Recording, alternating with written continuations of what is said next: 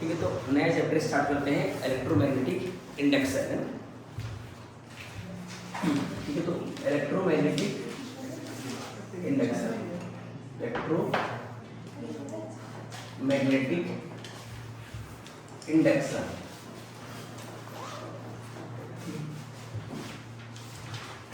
तो अगर स्टार्टिंग से बात करें ट्वेल्थ में, तो ट्वेल्थ में कहाँ से स्टार्ट हुआ था? तो ट्वेल्थ में जो भी हमने चैप्टर पढ़े, मतलब पहला पार्ट था क्या कि इलेक्ट्रोमैग्नेटिज्म था ना, पूरा मतलब स्टार्टिंग के जो 8 चैप्टर थे वो इलेक्ट्रोमैग्नेटिज्म था।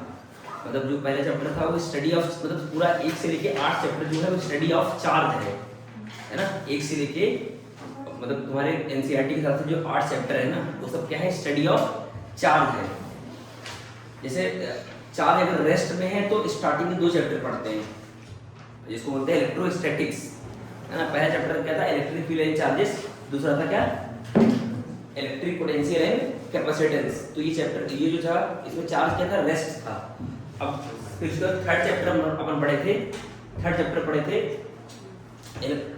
चैप्टर क्या था, करंट इलेक्ट्रिसिटी, है ना। उसमें चार्ज क्या कर रहा था, मूव कर रहा था। उसमें चार्ज क्या कर रहा था, मूव कर रहा था। तो क्या नाम था, करंट इलेक्ट्रिसिटी, है ना। तो चार्ज के मूवमेंट को ही क्या बोलते हैं, करंट बोलते हैं। तो इसलिए पढ़ते थे करंट इलेक्ट्रिसिटी। फिर उसके बाद करंट स्टडी पढ़ लिया, फिर करंट के इफेक्ट को पढ़ते थे ना, करंट के इफेक्ट को। तो करंट का इफेक्ट क्या होता है, तो एक होता है हीटिंग इफेक्ट ऑफ करंट, और एक केमिकल इफेक्ट ऑफ करंट, और क्या होता है, मैग्नेटिक इफेक्ट ऑफ करंट। इसलिए अगला चैप्टर, चौथा नंबर चैप्टर था मैग्नेटिक इफेक्ट ऑफ करंट, यानी करंट से हमने क्या बनाया था, मैग्नेट बनाया था। फिर उसके बाद हमने पढ़ा 5वां chapter magnetism and matter, magnetism and matter, ठीक है, मैग्नेटिज्म एंड मैटर, ठीक है। तो 5वां चैप्टर था मैग्नेटिज्म एंड मैटर। उसके बाद हम पढ़ेंगे, अब अगला चैप्टर है कि हम जो करंट से हमने मैग्नेट बनाया वापस हम क्या करेंगे, मैग्नेट से करंट बनाएंगे, ठीक है। तो इस चैप्टर में हमने क्या बनाया, करंट से क्या बनाया। देखो अभी तक हम करंट से क्या बनाया, मैग्नेट से करंट बनाए थे ना, कि करंट से मैग्नेट। तो करंट से हमने मैग्नेट बनाया था ना, करंट से क्या बनाया था, मैग्नेट, है ना। करंट से क्या बनाया था, मैग्नेट। और अब इस चैप्टर में हम क्या बनाएंगे, मैग्नेट से करंट बनाएंगे, ठीक है ना। तो अगर करंट से मैग्नेट पॉसिबल है तो क्या वापस मैग्नेट से करंट पॉसिबल है, तो हाँ पॉसिबल है। एक साइंटिस्ट थे जिन्होंने इस बात को प्रूव किया, तो उसको आगे जाके हम पढ़ेंगे, ठीक है।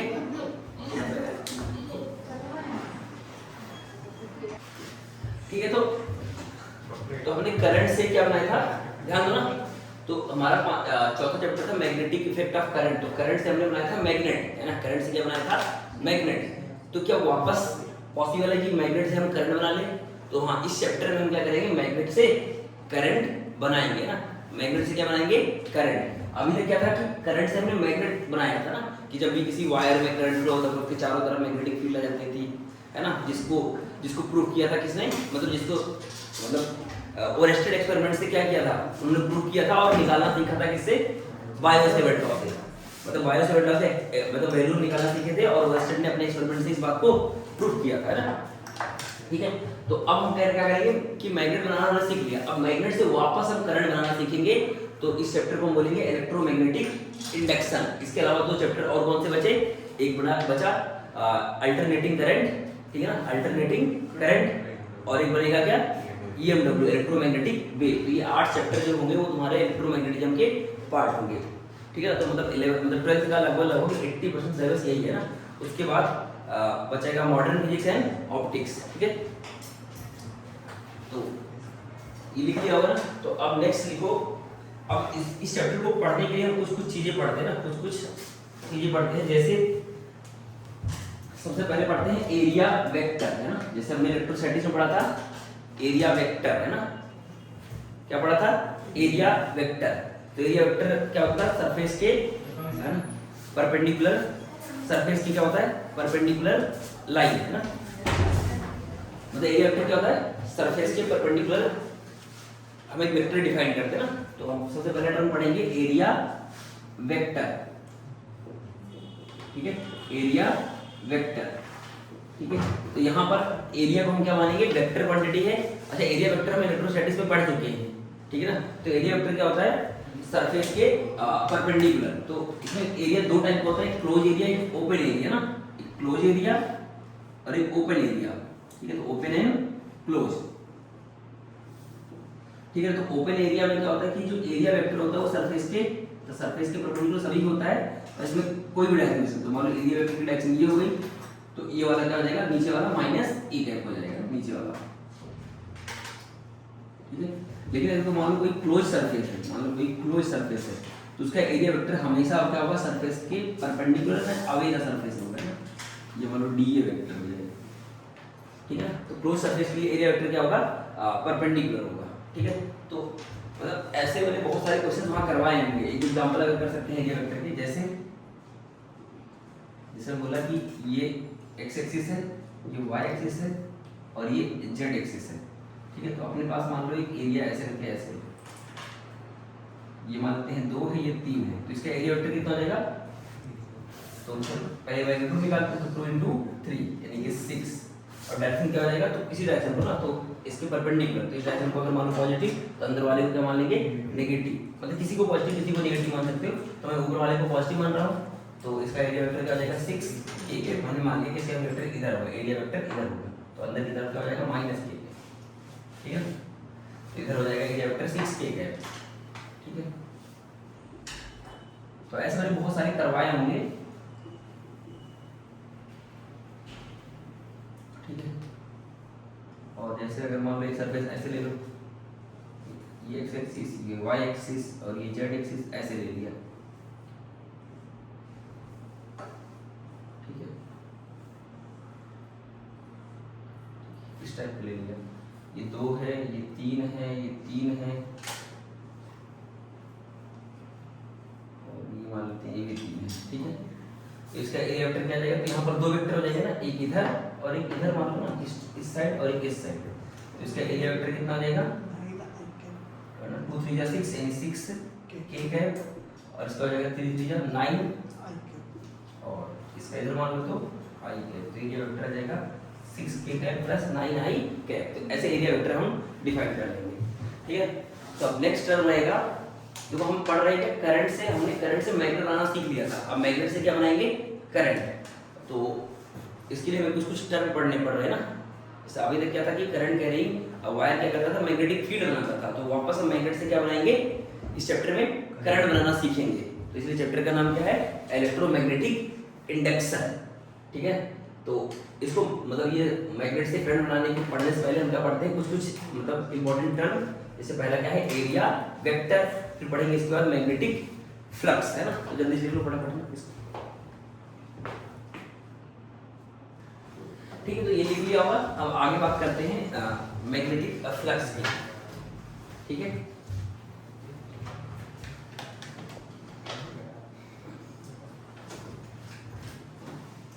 तो जैसे इलेक्ट्रोस्टैटिक्स में पढ़ा होगा इलेक्ट्रिक फ्लक्स, ऐसे यहाँ पर भी क्या होगा, मैग्नेटिक फ्लक्स। तो मैग्नेटिक फ्लक्स क्या होता है, मैग्नेटिक फ्लक्स इसको लिखेंगे 5V से, है ना। ठीक है, तो क्या हो जाएगा, number of magnetic field lines passing through, ठीक है, number of magnetic field lines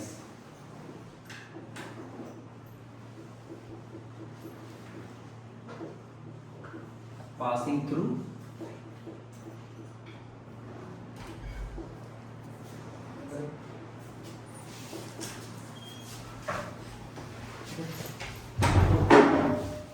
जैसे मान लो ये है मैग्नेटिक,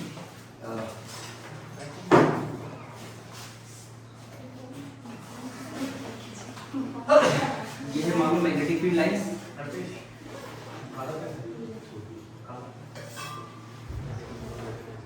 ठीक है, और ये मान लो यहाँ पर कोई एरिया है, ऐसे करके ऐसे, ये एरिया, ठीक है, तो ये एरिया ये है, और इसका ध्यान दो ना, बातें नहीं कर रहा, ये मैग्नेटिक फील्ड है और ये इसका एरिया वेक्टर है। ठीक है ना, मैग्नेटिक फील्ड है और ये इसका एरिया वेक्टर। तो मैग्नेटिक फील्ड और एरिया वेक्टर के बीच का एंगल अगर मान लो थीटा है, तो जो मैग्नेटिक फ्लक्स होगा, मैग्नेटिक फ्लक्स इलेक्ट्रोस्टैटिक्स पढ़ा था, पहले प्रूव किया था कि जितना ज़्यादा इलेक्ट्रिक फील्ड उतना ज़्यादा इलेक्ट्रिक फ्लक्स, जितना ज़्यादा एरिया उतना ज़्यादा फ्लक्स, जितना उनके बीच का कॉस थीटा उतना ज़्यादा फ्लक्स। तो ऐसे करके पढ़ा था ना वहाँ पर, अलग अलग करके एरिया बढ़ा दोगे तो फ्लक्स बढ़ जाएगा, है ना।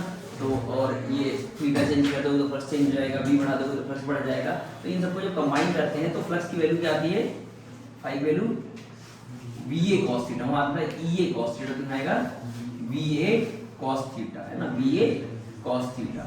अगर इसको वेक्टर फॉर्म में लिखो तो फाई जो होता है वो होता है V vector dot A vector, है ना। तो ये मैग्नेटिक फ्लक्स का फॉर्मूला हो जाएगा ना, लिख लो फटाफट इसको।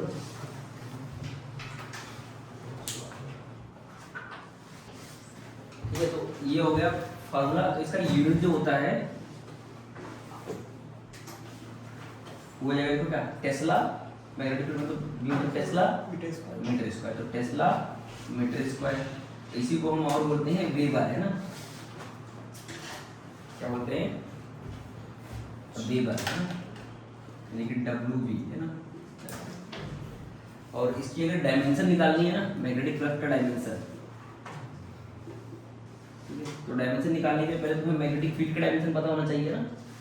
मैग्नेटिक फील्ड का डायमेंशन, मैग्नेटिक फील्ड का डायमेंशन कैसे निकालोगे, तो कोई एक फार्मूला सोचोगे जहाँ पर मैग्नेटिक फील्ड आता हो। तो जैसे फोर्स का फार्मूला क्या होता है, QVV, है ना, QVB साइन थीटा मतलब टू डायमेंशनलेस होता है ना। तो फोर्स का डायमेंशन हो जाएगा MLT-2 और Q का होता है, Q होता है क्या, IT, है ना, तो ये हो जाएगा AT और B होता है LT-1। तो हमें इसका निकालना है ना। तो B का डायमेंशन क्या हो जाएगा, हो जाएगा M और ये L कट जाएगा और यहाँ पर T बचेगा ना, तो क्या आएगा, L कट जाएगा तो T की पावर -1 आएगा ना, और E की पावर -1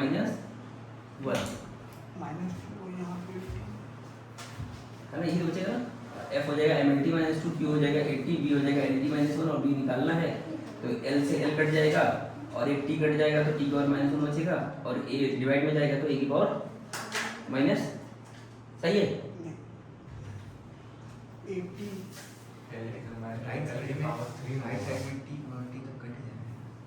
कौन सा T कट जाएगा, अरे ये और ये कट गया क्या, अच्छा यहाँ एक T और है ना, हाँ यहाँ पर एक T और है, तो ये T कैंसिल हो जाएगा तो वहाँ T की पावर -2 बचेगा, ठीक है। तो ये आ गया हमारा B का डायमेंशन, है ना, B का डायमेंशन। अब तुम्हें किसका डायमेंशन निकालना है, फ्लक्स का। तो फ्लक्स का डायमेंशन क्या, V इंटू एरिया कर दोगे तो L स्क्वायर एक्स्ट्रा आ जाएगा ना।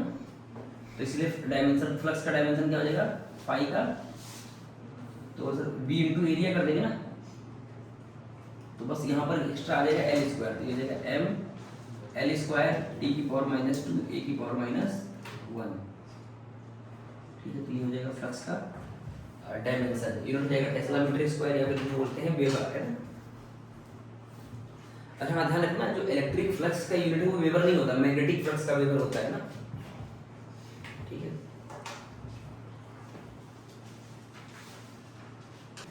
ठीक है, अगर एक आध एग्जांपल है तो मुझे करने को बोल दे। जैसे बोल दिया कि मैग्नेटिक फील्ड मान लो कुछ ऐसा है ना, 2i cap -3j cap +4k cap, ठीक है। और एरिया वेक्टर मान लेते हैं ऐसे 3i कैप -4k कैप, ठीक है ना। तो मैग्नेटिक फ्लक्स कितना हो जाएगा, फिर ऐसे ही समझो कि मैग्नेटिक फील्ड फिर से यही है ना, 2i cap +3j cap -4k cap और एक एरिया मान लो ऐसे है, ये मान लेते हैं x एक्सिस, y एक्सिस, ठीक है, और इधर ये z एक्सिस है, ये 3 है, ये 2 है। तो इस केस में मैग्नेटिक फ्लक्स कितना आएगा। फिर अगर मान लो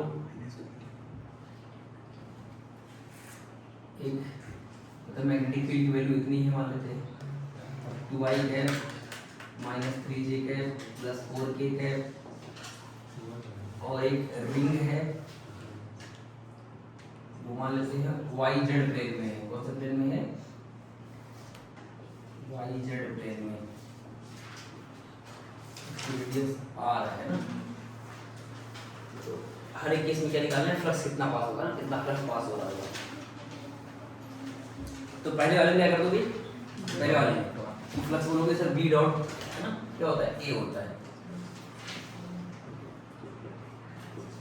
तो फ्लक्स क्या हो जाएगा, B vector dot A vector. तो डॉट प्रोडक्ट में क्या करता है, आई आई का, जे जे का और के का है ना, तो इसका इससे मल्टीप्लाई करोगे तो कितना आएगा 6, इसका इससे करोगे तो 0 और इसका इससे करोगे तो माइनस का 16, तो ये फ्लक्स की वैल्यू आ गई कितना, माइनस का 10 वेबर।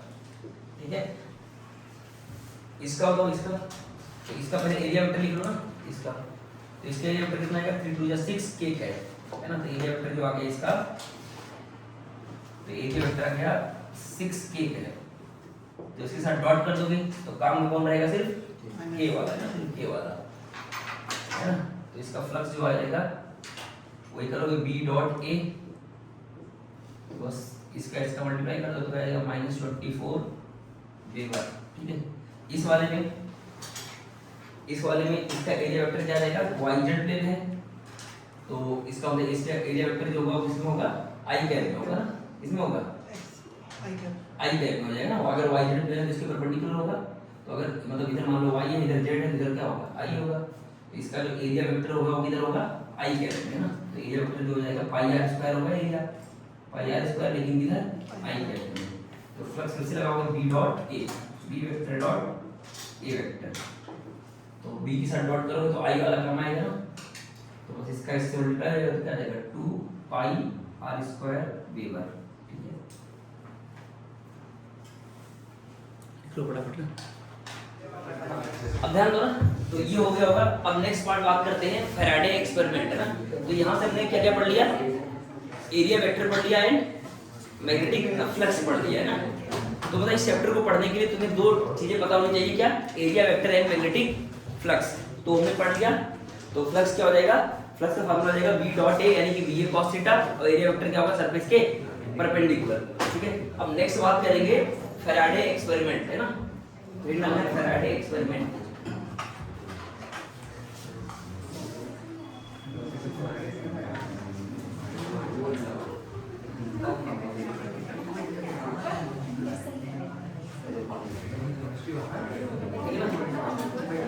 डालो, बातें नहीं करो ना सर लोग, बोलना पड़ता है, इससे शाम को 11th वाले रहते हैं, इतने सारे बच्चे उसमें हैं सही में, मतलब वहाँ पर जो रिकॉर्ड करते कोई कुछ नहीं बोलता। फैराडे एक्सपेरिमेंट, ठीक है ना, तो फैराडे ने कुछ कुछ एक्सपेरिमेंट किए, तो मैं कुछ लिख रहा हूँ ना, देखो ध्यान से। पहला एक्सपेरिमेंट कि उन्होंने एक मैग्नेट लिया, एक मैग्नेट लिया, ठीक है, और एक कॉइल लिया ऐसे,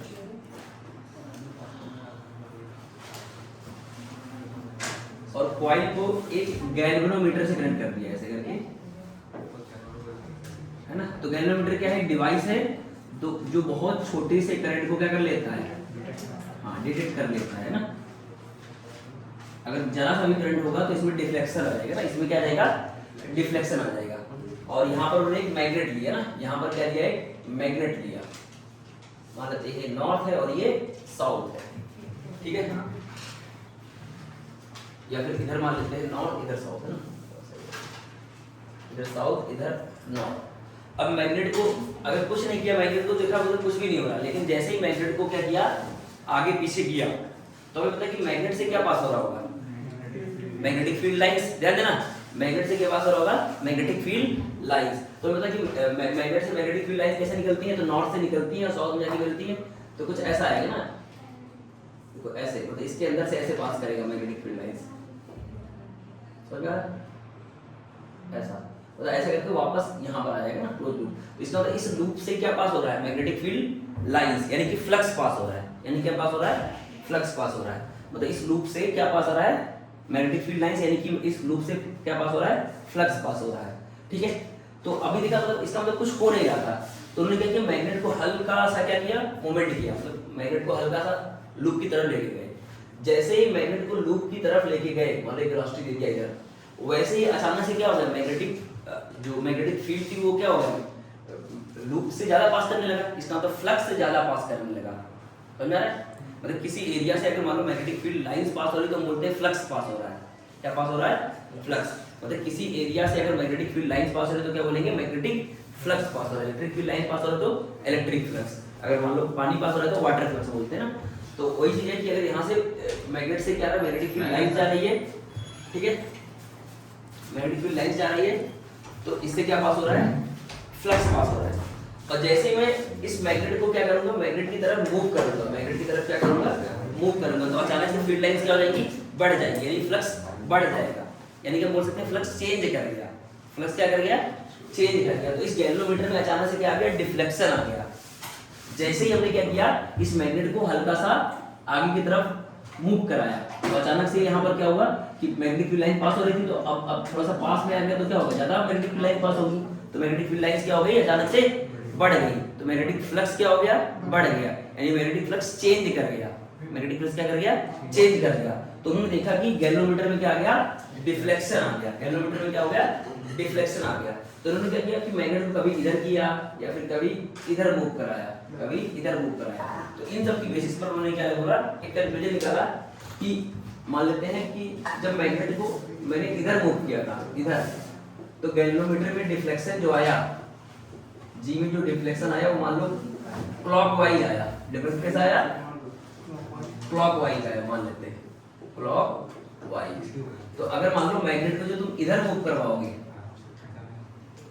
मैग्नेट को किधर मूव कराओगे, इधर, ठीक है, तब डिफ्लेक्शन कैसे आएगा, है ना, जी में जो डिफ्लेक्शन आएगा वो कैसा आ जाएगा, एंटी क्लॉकवाइज आ जाएगा। कैसा आ जाएगा, एंटी क्लॉकवाइज, है ना। लेकिन जब उन्होंने पोलैरिटी चेंज किया, पोलैरिटी चेंज किया, मान लो इधर साउथ कर दिया, इधर नॉर्थ कर दिया, और मैग्नेट को इधर करवाया, तब उससे क्या आएगा,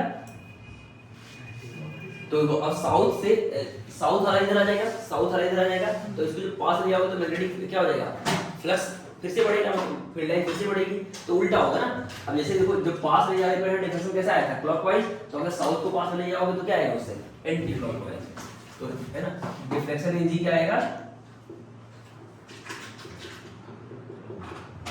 कैसा आ जाएगा, एंटी क्लॉकवाइज। लेकिन अगर मान लो इसको दूर लेके जाओगे, ये नॉर्थ है और ये साउथ, दूर लेके जाओगे, तो जी में डिफ्लेक्शन जो आएगा वो कैसा आएगा, क्लॉकवाइज आएगा, ठीक है ना। तो ये फर्स्ट हो गया। फिर इसके बाद उन्होंने क्या किया, फिर उन्होंने क्या किया, सेकंड है ना, सेकंड में एक लिया, दो लूप लिए ना, क्या लिया, ध्यान देना, दो लूप लिया, फोकस करना, दो लूप लिया। एक लूप को हमने क्या किया, बैटरी से कनेक्ट कर दिया, किसे कनेक्ट कर दिया, एक बैटरी से कनेक्ट कर दिया, ऐसे करके यहाँ पर हमने बैटरी लगाया ऐसे, और यहाँ पर स्विच लगा दिया, एक स्विच है ना, की लगा दिया, और ये बैटरी का ईएमएफ ई है, ठीक है। और एक दूसरा लूप लिया, यही वाला ना, सेम लूप,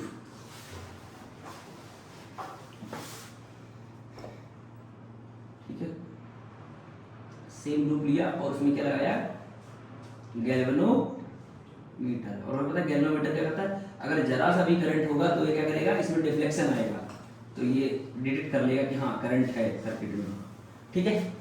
अब हमें पता है कि करंट कैरिंग कॉइल, सुनना, अब यहाँ पर हमने बैटरी लगाया तो इसमें क्या होगा, करंट फ्लो होगा, इसमें क्या होगा, इस वाले लूप में, अरे बैटरी लगा रखा है, इसका कुछ रेजिस्टेंस होगा, तो इसमें करंट फ्लो होगा। कितना करंट फ्लो होगा, तो कुछ ऐसे करंट करके ऐसे करंट फ्लो होगा, ऐसे, समझ में आ रहा है, इसमें करंट फ्लो लगेगा, कितना हो जाएगा, तो आई की वैल्यू आएगी वो इसका ईएमएफ और मतलब जो बैटरी का वोल्टेज है और डिवाइड बाय इस पूरे का रेजिस्टेंस, ठीक है ना। तो इतना ईएमएफ आ जाएगा, मान लेते हैं रेजिस्टेंस है आर, है ना, ठीक है।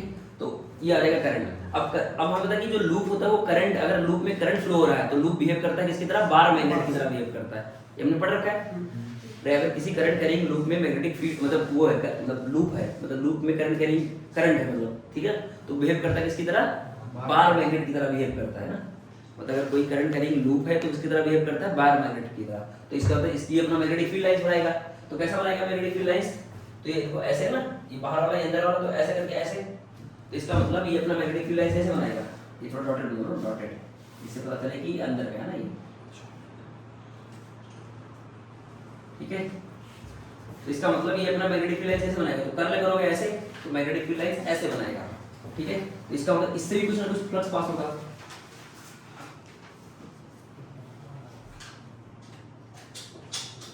ठीक है ना,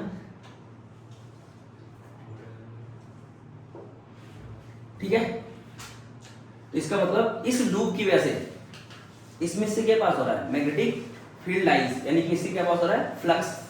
तो फ्लक्स में अगर मान लो मैग्नेटिक फील्ड लाइंस में चेंज नहीं हो रहा है, मतलब मैग्नेटिक फील्ड की वैल्यू कम और ज्यादा नहीं हो रही, मतलब इससे पास होने वाला फ्लक्स अगर चेंज नहीं हो रहा है तो कुछ भी नहीं होता। मतलब अगर मान लो मैग्नेट को तुम मतलब स्टैटिक रखते हो, रुका हुआ रखते हो, तो मैग्नेटिक फ्लक्स इससे पास हो रहा होगा तो उसमें कोई डिफ्लेक्शन नहीं आएगा। लेकिन जैसे ही मैग्नेटिक फील्ड की वैल्यू कम और ज्यादा करोगे, मतलब मैग्नेटिक फील्ड लाइंस कम और ज्यादा होंगी, यानी फ्लक्स में चेंज होगा, वैसे ही क्या आएगा, गैल्वेनोमीटर में डिफ्लेक्शन आएगा। तो यहाँ भी क्या होगा कि अभी भी कुछ नहीं होगा, लेकिन जैसे ही तुम कॉइल को क्या करोगे, तो इस लूप को मतलब आगे बढ़ाओगे या फिर पीछे बढ़ाओगे, तो उसके हिसाब से क्या आएगा, गैल्वेनोमीटर में डिफ्लेक्शन आएगा, चाहे इधर करो चाहे उधर करो।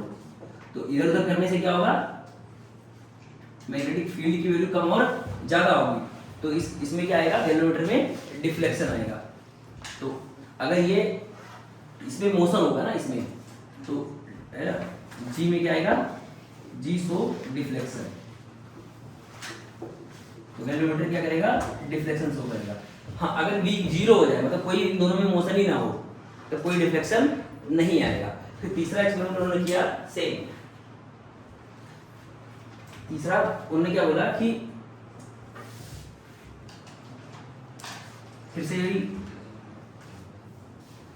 लूप ले लिया, इसको हमने बैटरी से कनेक्ट कर दिया ऐसे,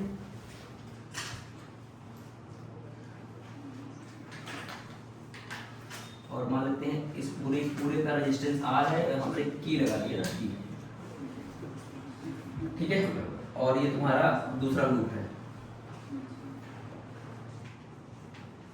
यहाँ पर गैल्वेनोमीटर लगा दिया।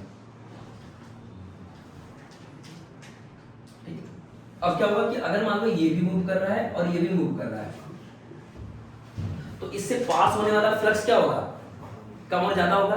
तो सिंपल है कि अगर दोनों के बीच में रिलेटिव मोशन है, मतलब एक के रिस्पेक्ट में दूसरा क्या कर रहा है, मूव कर रहा है, यानी कि इससे पास होने वाला फ्लक्स कम और ज्यादा हो रहा है, मतलब चेंज हो रहा है, तब क्या आएगा, इस सर्किट में क्या होगा, एक करंट फ्लो होगा, इसमें क्या होगा, एक करंट फ्लो होगा, मतलब गैल्वेनोमीटर में क्या आएगा, डिफ्लेक्शन आएगा। गैल्वेनोमीटर में क्या आएगा, तो इसका मतलब ये हुआ कि जो तुम्हारा मैग्नेट है वो नहीं मूव करे, मतलब कोई भी मतलब मूव करे, इन दोनों में कोई भी मूव करे, मतलब इन दोनों में क्या होना चाहिए, रिलेटिव मोशन होना चाहिए, मतलब उनके बीच का सेपरेशन चेंज होना चाहिए। सेपरेशन चेंज होगा तो फ्लक्स क्या होगा, चेंज होगा, ठीक है ना। तो अगर इन दोनों के बीच में कोई भी, मतलब इन जो भी हमने एक्सपेरिमेंट पढ़े, उन दोनों में से कोई भी में अगर मोशन हो रहा है, मतलब एक के रिस्पेक्ट में दूसरा मूव कर रहा है, तब फ्लक्स में चेंजेस आएंगे, और फ्लक्स में चेंजेस आएंगे तो गैल्वेनोमीटर क्या करेगा, है ना, डिफ्लेक्शन शो करेगा ना। तो लिखना, if there is relative motion between coil G show deflection, galvanometer show deflection, ठीक है। तो इन सब एक्सपेरिमेंट की बेस पर उन्होंने कंक्लूजन निकाला कि जब भी किसी कॉइल से पास होने वाला फ्लक्स, जब भी किसी कॉइल से पास होने वाला मैग्नेटिक फ्लक्स चेंज करेगा, समझ में आ रहा है क्या बोल रहा हूं, जब भी किसी कॉइल से पास होने वाला मैग्नेटिक फ्लक्स क्या करेगा, चेंज करेगा, तो उस कॉइल में एक क्या होगा, करंट इंड्यूस हो जाएगा। क्या हो जाएगा, करंट इंड्यूस हो जाएगा ना, यानी कि वो जो कॉइल है एक बैटरी की तरह बिहेव करेगी, है ना, तो उसमें ईएमएफ इंड्यूस हो जाएगा, और अगर सर्किट कंप्लीट होगा तो उसमें क्या होगा, करंट भी फ्लो होगा। फिर समझना, जब भी किसी कॉइल से पास होने वाला क्या होगा, मैग्नेटिक फ्लक्स चेंज करेगा, मतलब उसके पास होने वाला मैग्नेटिक फील्ड लाइंस कम और ज्यादा होगा, मतलब फ्लक्स चेंज करेगा, तो उस कॉइल में ईएमएफ इंड्यूस हो जाएगा, मतलब एक वोल्टेज आ जाएगा, और अगर सर्किट कंप्लीट होगा तो उसमें क्या होगा, करंट का फ्लो होगा। तो इसका मतलब जो तुम्हारा ये सोर्स है, दोनों में रिलेटिव मोशन होना चाहिए, दोनों में क्या होना चाहिए, रिलेटिव मोशन होना चाहिए। अब सोचो अगर मान लो इसकी स्पीड v है, इसकी स्पीड भी v है सेम डायरेक्शन में, तो रिलेटिव मोशन नहीं हो रहा, क्योंकि इसकी स्पीड v है, इसकी स्पीड v है, तो एक के रिस्पेक्ट दूसरा मूव नहीं कर रहा है, तो कोई भी ईएमएफ इंड्यूस नहीं होगा। तो रिलेटिव मोशन होना जरूरी है ना, यानी बोलोगे सर v से इसकी भी v से सेम डायरेक्शन में, तो इसका मतलब कि इसका जो गैप है तो मेंटेन ही रहेगा, तो कोई रिलेटिव मोशन नहीं हुआ, तो फ्लक्स में चेंज नहीं आएगा, फ्लक्स में चेंज नहीं आएगा तो ईएमएफ इंड्यूस नहीं होगा। लेकिन अगर मान लो इसकी 20 है इसकी 10 है तो इसका मतलब रिलेटिव मोशन हो रहा है, तो फ्लक्स में चेंजेस आएंगे तो इसमें ईएमएफ इंड्यूस होगा, ईएमएफ इंड्यूस होगा तो और सर्किट कंप्लीट है, उसमें करंट फ्लो होगा, तो गैल्वेनोमीटर क्या करेगा, डिफ्लेक्शन शो करेगा। तो इन सब बेसिस पर फैराडे ने एक कंक्लूजन निकाला, तो उसको लिखते हैं ना, पहले बनाओ जल्दी से फटाफट। इतना बना लिया होगा ना, अब लिखो कंक्लूजन, है ना, लिखो कंक्लूजन,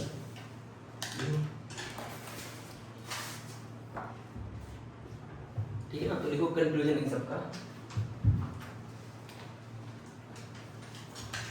देखो whenever there is relative motion, देखो whenever कंक्लूजन करके फिर डालिए conclusion,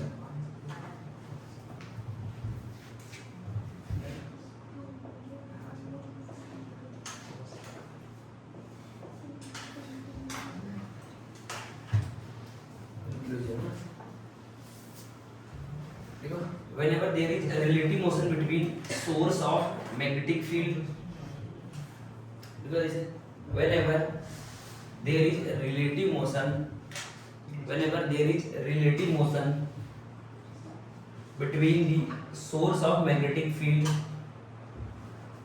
between the source of magnetic field, bracket में दो magnet,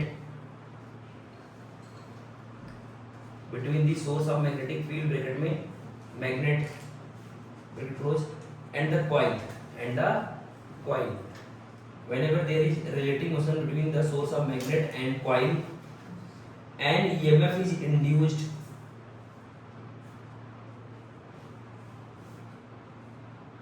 and EMF is induced in coil, and EMF is induced in coil, if circuit is closed then also current will flow, then also current will flow, ठीक है ना। तो ये हमारा क्या था, इस एक्सपेरिमेंट का कंक्लूजन था, ठीक है। तो ठीक है, अगर करंट फ्लो होगा ईएमएफ आएगा, तो कितना ईएमएफ आएगा ना, समझा है। तो उन्होंने क्या बोला कि जब भी किसी करंट कैरिंग मतलब जब भी किसी कॉइल से पास होने वाला मैग्नेटिक फ्लक्स चेंज करेगा, क्या चेंज करेगा, मैग्नेटिक फ्लक्स, तो उसमें क्या आएगा, ईएमएफ आ जाएगा, और ईएमएफ आ जाएगा तो अगर सर्किट कंप्लीट है तो उसमें करंट भी फ्लो होगा। तो अब हम पढ़ेंगे ईएमएफ कितना आएगा और उसकी डायरेक्शन क्या होगी ना, ईएमएफ कितना आएगा है ना, उसकी वैल्यू कितनी होगी। तो उसके बेस पर फैराडे ने अपने दो लॉ दिए ना, तो हेडिंग डालना है फैराडे लॉ ऑफ ईएमआई, है ना। अच्छा, इस फिनोमेना को क्या बोलते हैं, उसी नीचे लिखा जहां लिखा ना कंक्लूजन में, लिखो this phenomena is called electromagnetic induction, this phenomena is called electromagnetic induction, फिर हेडिंग डालना है Faraday law of, this phenomena is known as electromagnetic induction, नया हेडिंग डालना है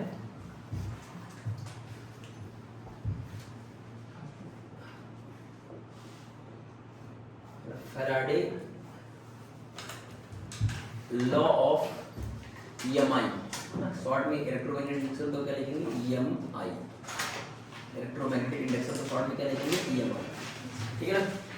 तो फैराडे ने अपने दो लॉ दिए, एक फर्स्ट लॉ और एक सेकंड लॉ।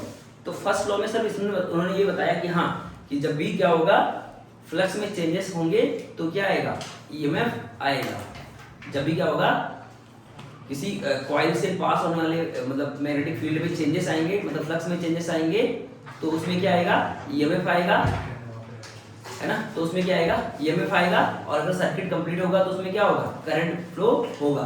और दूसरे में बताया है कि कितना ईएमएफ आएगा ना, तो इसे लिखना फर्स्ट लॉ, पहले लिखो फर्स्ट लॉ, बोर्ड में अगर आएगा तो लिख के आना ये सब ना अच्छे से, फर्स्ट लॉ, लिखो first law,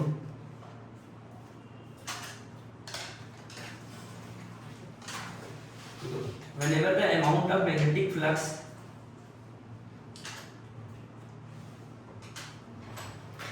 whenever the amount of magnetic flux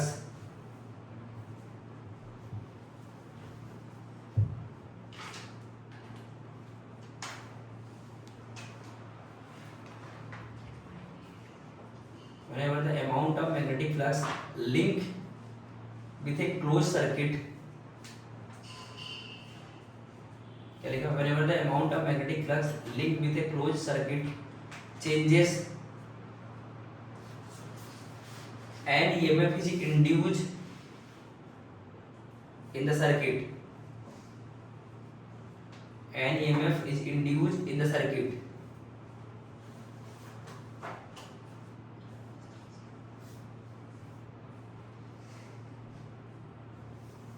please stop. The induced EMF lasts so long, the induced EMF lasts so long as the change in magnetic flux continue. The EMF lasts so long as the change in magnetic flux continue, है ना?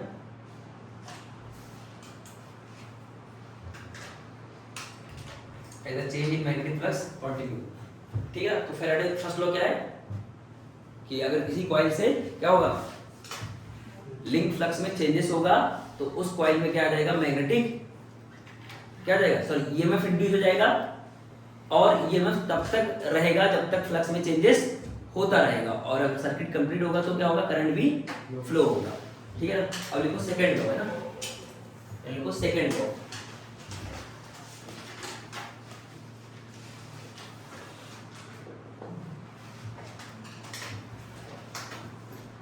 तो second law में उन्होंने जो EMF induce होगा वो कितना होगा बताया है ना। तो लिखो the magnitude of EMF, the magnitude of EMF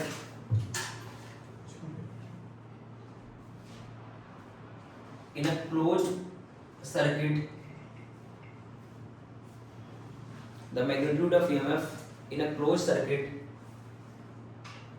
is directly proportional to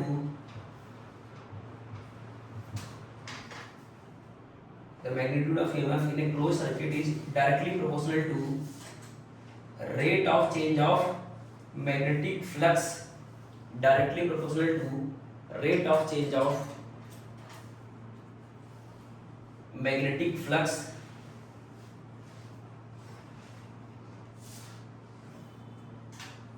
link with circuit, link with circuit। मतलब उन्होंने क्या बोला कि जो ईएमएफ इंड्यूस होगा वो किसके बराबर होगा, rate of change of magnetic flux. मतलब जिस रेट से मैग्नेटिक फ्लक्स चेंज हो रहा होगा तो उसी रेट से क्या होगा, मतलब ईएमएफ जनरेट होगा। यानी कि ईएमएफ जो होगा, मैंने अभी क्या बोला, फर्स्ट लॉ क्या बोला कि जब भी किसी कॉइल से पास होने वाला, ध्यान देना, जब भी किसी कॉइल से पास होने वाला या फिर कॉइल से लिंक फ्लक्स में चेंजेस होंगे तो उस लूप में क्या हो जाएगा, ईएमएफ इंड्यूस हो जाएगा, और ईएमएफ तब तक लास्ट करेगा जब तक फ्लक्स में चेंजेस होता रहेगा, और अगर सर्किट कंप्लीट है तो उसमें करंट भी फ्लो होगा। अब सेकंड लॉ है कि सर ठीक है ईएमएफ आएगा तो कितना आएगा, ध्यान देना, सेकंड लॉ क्या है कि अगर ईएमएफ आएगा उस क्लोज लूप में तो कितना आएगा। तो उन्होंने क्या बोला कि जो ईएमएफ आएगा वो rate of change of flux के इक्वल होगा, मतलब उसके प्रोपोर्शनल होगा। इसका मतलब ये लिख सकते हो कि जो ईएमएफ आया, ईएमएफ वो प्रोपोर्शनल टू क्या है, rate of change of flux, rate of change of flux के, rate of change of flux. यानी कि ये लिख सकते हो कि ईएमएफ का जो मैग्नीट्यूड मान लो ईएमएफ ई है तो प्रोपोर्शनल टू क्या हो जाएगा, डी फाई बाई dt। तो यहाँ पर प्रोपोर्शनलिटी कांस्टेंट हटाओगे, मतलब प्रोपोर्शनलिटी हटाओगे तो कांस्टेंट जो आएगा वो 1 आता है ना। तो इसका मतलब ईएमएफ की वैल्यू कितनी आ जाएगी, जल्दी बताओ, डी फाई बाई ईएमएफ का जो मैग्नीट्यूड आएगा ना, मैग्नीट्यूड की बात कर रहे हैं, सिर्फ किसकी बात कर रहे हैं, मैग्नीट्यूड, ऐसे जल्दी बात कर रहे हैं, तो डी फाई बाई dt आएगा, डी फाई बाई dt। अगर मान लो n लूप्स होंगे, फॉर n लूप्स, अगर मान लो जो हमारा क्लोज लूप था उसमें n लूप्स प्रेजेंट है और n लूप्स, तो अगर n लूप्स क्या होगा तो फ्लक्स क्या होगा, n टाइम, मतलब फ्लक्स का rate of change n times बढ़ जाएगा। तो ईएमएफ की वैल्यू जो आएगी वो आ जाएगी n d phi by dt, है ना, जो फ्लक्स ईएमएफ का, इंड्यूस ईएमएफ का मैग्नीट्यूड होगा। तो इस चीज को लिखो, उसमें नीचे ना पड़ा, तो ईएमएफ की वैल्यू कितनी आ जाएगी, ठीक है ना, n d phi by dt। n loops के लिए वैसे क्या होता है, rate of change of flux, यानी ईएमएफ की वैल्यू क्या हो जाएगी, rate of change of flux, यानी कि फ्लक्स टाइम ग्राफ का स्लोप क्या बताएगा, फ्लक्स टाइम ग्राफ का स्लोप क्या बताएगा, ध्यान दो, है ना, फ्लक्स टाइम ग्राफ का स्लोप क्या बताएगा, ईएमएफ बताएगा। तो यानी E equal to d phi by d T, इसी को लिख सकते हैं slope of phi t graph. ठीक है, तो ये चीज को ध्यान रखना ना, ये नहीं ईएमएफ आएगा rate of change of flux के equal, rate of change of flux के equal, rate of change of flux, और फ्लक्स और टाइम ग्राफ का स्लोप क्या बताएगा, ईएमएफ बताएगा। समझ गए? ठीक है, लिखो जल्दी से।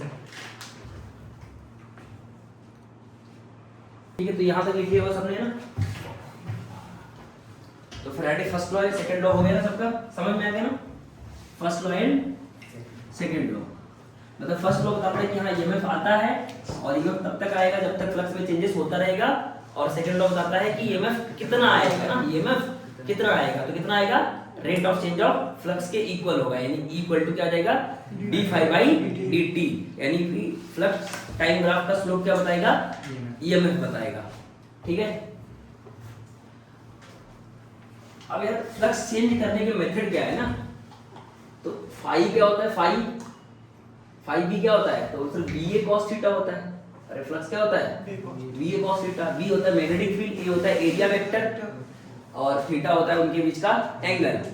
तो फ्लक्स चेंज कैसे कर सकते हो, तो सर आप बी चेंज कर दो, या फिर ए चेंज कर दो, या फिर थीटा चेंज कर दो, समझ में आ रहा है? तो फ्लक्स चेंज कैसे कर सकते हो, तो सर आप बी चेंज कर दो ना, मतलब जिस जहां पर मैग्नेटिक फील्ड है उसकी वैल्यू चेंज कर दो, तो एरिया तो सेम रहेगा, तो मैग्नेटिक फील्ड अगर चेंज कर दो तो फ्लक्स क्या हो जाएगा, अपने आप चेंज हो जाएगा। तो जहां पर V चेंज होता है ना, जहां पर V चेंज होता है उसको बोलते हैं स्टैटिक ईएमआई। क्या बोलते हैं, क्या बोलते हैं, static EMI, static EMI, electromagnetic induction. और जहां पर एरिया चेंज होता है ना, जहां पर मतलब लूप का एरिया चेंज होता है उसको बोलते हैं डायनेमिक ईएमआई, है ना, यानी कि एरिया चेंज, अगर एरिया चेंज हो रहा है तो उसको बोलते हैं क्या, डायनेमिक ईएमआई, डायनेमिक ईएमआई।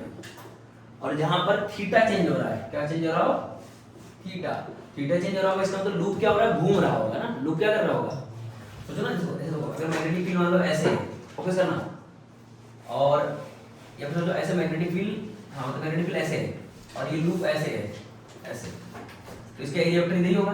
अभी लूप घूमने लगे तो एरिया वेक्टर क्या होगा, बार बार घूम रहा होगा, तो थीटा चेंज हो रहा होगा, इसका मतलब लूप क्या हो रहा है, घूम रहा है। तो ये थीटा अगर चेंज करेगा, थीटा चेंज करेगा तो इसको बोलेंगे पीरियोडिक ईएमआई। क्या बोलेंगे, पीरियोडिक ईएमआई, है ना, क्योंकि घूम रहेगा तो पीरियड का फिर से क्या करेगा, खुद को रिपीट करेगा।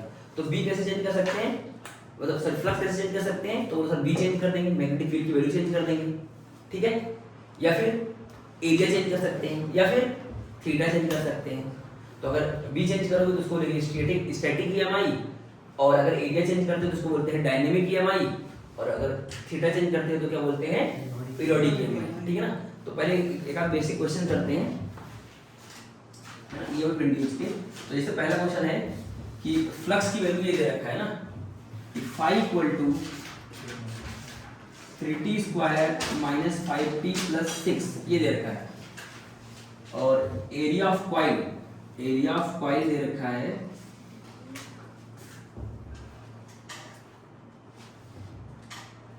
2 मीटर स्क्वायर। तो क्वेश्चन है find induced EMF at t equal to 2 second, at t equal to 2 second ये निकालना है। तो सिंपली क्या बोलोगे कि सर जो ईएमएफ रहेगा क्या आएगा, d phi by d t. तो सॉल्यूशन में क्या लिखोगे कि सर ईएमएफ होता है simply d phi by d t. तो इसको डिफरेंशिएट कर दो, कितना हो जाएगा 60, है ना, 60 माइनस 5, और कब निकालना है, एट टी इक्वल टू कितने पे, 2 पे। तो यहाँ 2 डाल दो ना, 6 इंटू 2 माइनस 5, यानी कि कितना आ जाएगा 7 वोल्ट आ जाएगा ना, यानी कि इंडिविजुअल जो आ जाएगा वो 7 वोल्ट आ जाएगा। ठीक है, इंडिविजुअल में कितना आ जाएगा 7 वोल्ट आ जाएगा। ठीक है, तो ये आ जाएगा। तो इनको मतलब फैराडे लॉ का फिर से क्या है, फैराडे लॉ सेकंड लॉ या फर्स्ट लॉ।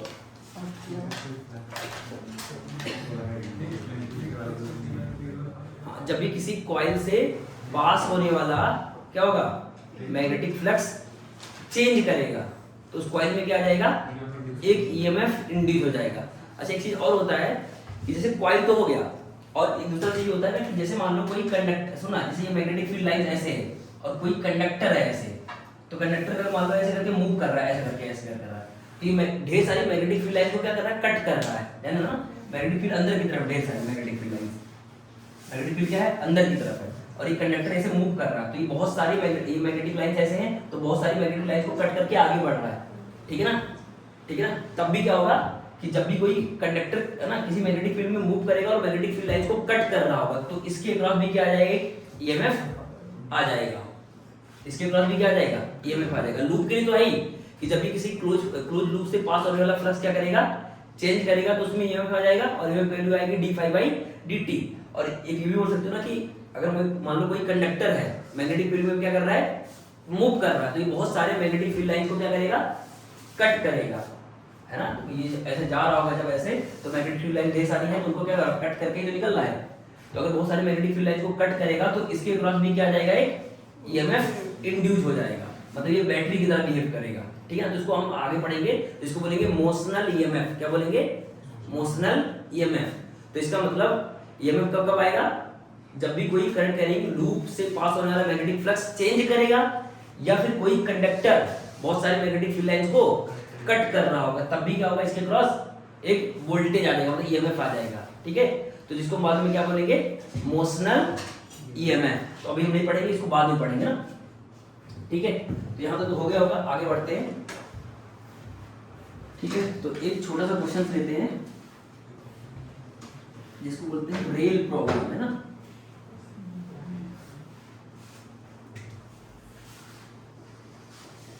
क्वेश्चन है कि मान लो ये रेल की ऐसे पटरी है ना, ऐसे ध्यान दो, रेल की पटरी है और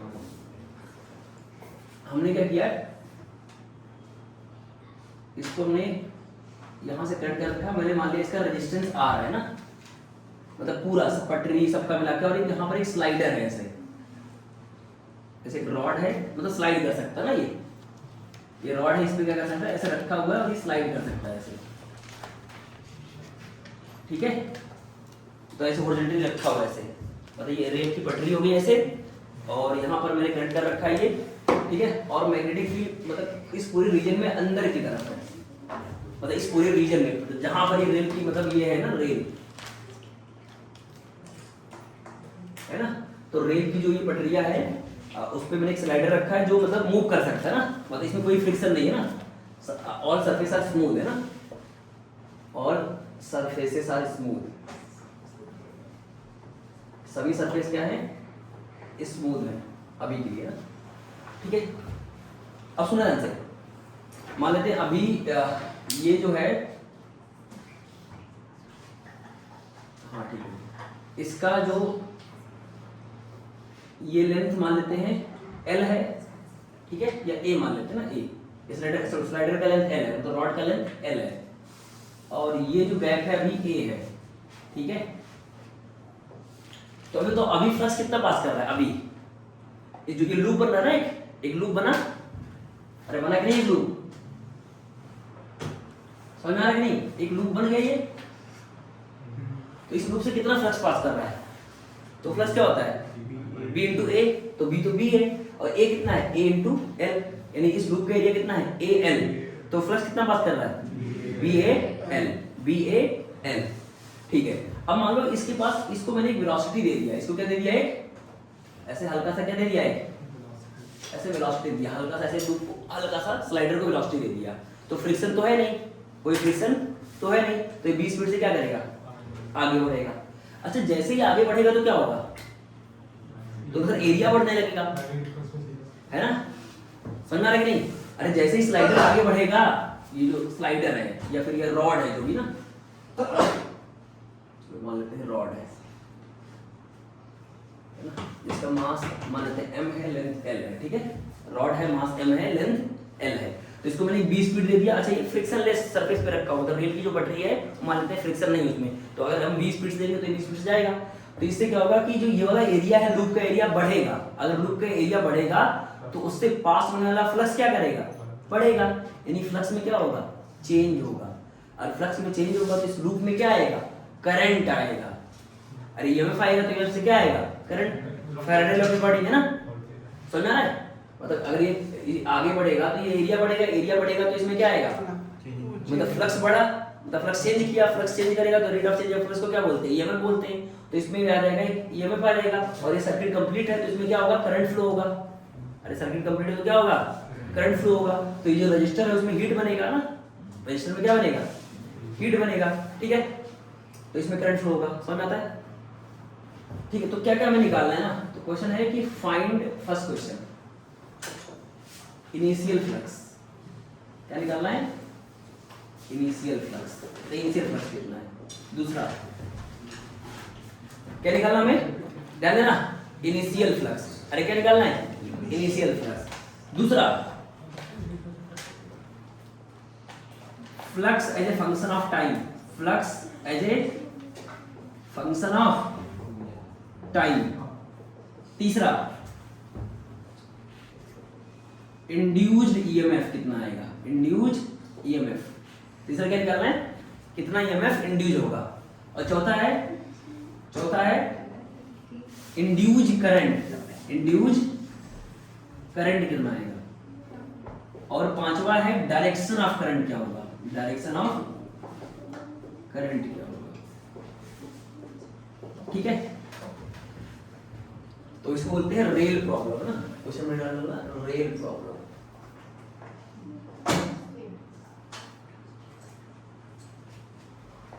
रेल प्रॉब्लम,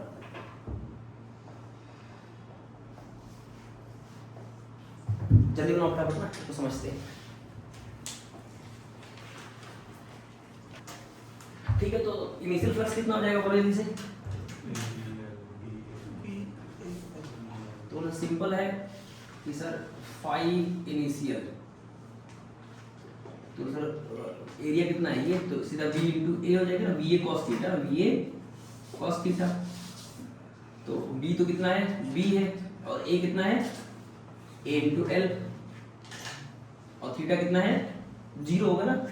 मान लेते हैं एरिया वेक्टर उसका अंदर ही है ना, और मैग्नेटिक फील्ड भी अंदर है, थीटा क्या जाएगा, 0 हो जाएगा, cos 0। तो इसका मतलब फ्लक्स जो आ जाएगा वो BAL आ जाएगा ना, इनिशियल फ्लक्स क्या आ जाएगा, BAL, समझ गया ना। अगला है flux as a function of time, second है flux as a function of time. तो ध्यान दो ना, flux as a function of time निकालना है।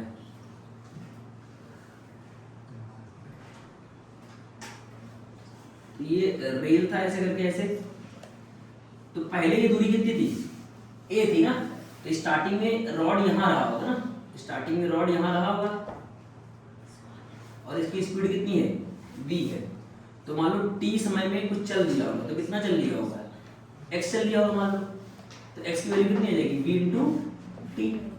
अरे क्योंकि रॉड की स्पीड कितनी है, बोलो। रॉड पहले यहाँ पर था ऐसे, अब यहाँ से कहाँ पहुँच गया, यहाँ पहुँच गया, समझ में आ रहा है।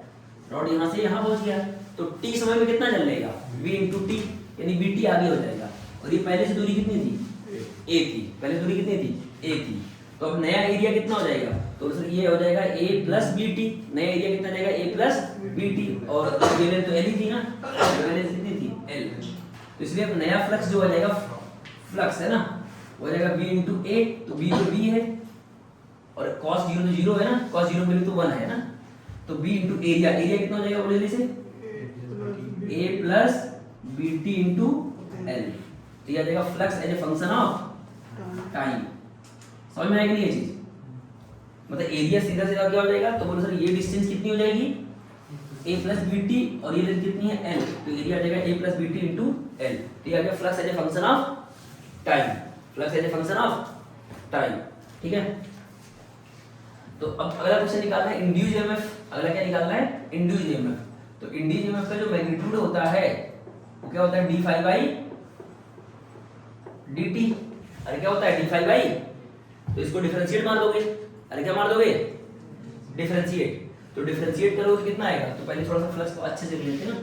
तो फाई की वैल्यू कितनी आ जाएगी, तो मल्टीप्लाई कर लेते हैं, तो क्या आ जाएगा B A L plus B B L into t, ये फ्लक्स आया।